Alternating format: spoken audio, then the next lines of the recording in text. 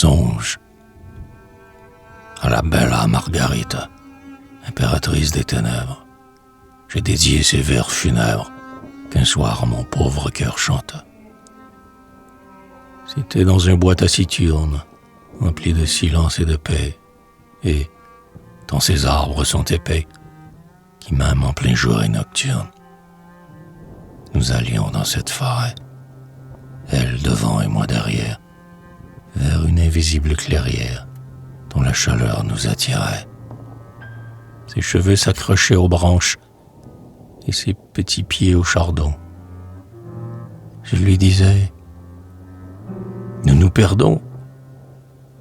Je ne voyais plus ses mains blanches. Elle allait plus vite que moi, ayant toujours eu l'habitude de l'ombre et de la solitude où son cœur trône comme un roi. Oh, nous nous perdons, lui criai-je, et je l'appelais par son nom. Elle me disait toujours non. Je ne sais par quel sortilège je fus forcé de m'arrêter.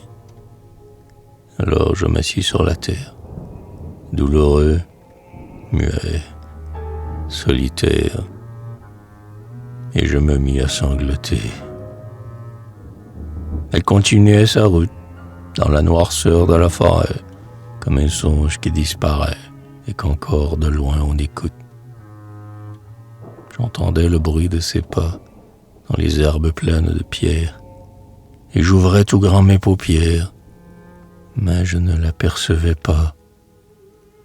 Alors la nuit des froids décembre, l'âpre et funèbre isolement, me reconquit et, lentement, monta dans mes membres. Je voyais la mort se dresser et, ne me sentant plus près d'elle, dans la terre où croît l'asphodèle, mon douloureux corps s'enfonçait.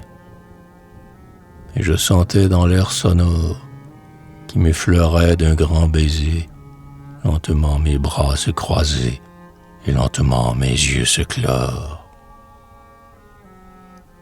Car, privé de ce front si fort, loin duquel tout décroît et tombe, la terre devenait ma tombe et la nuit devenait ma mort.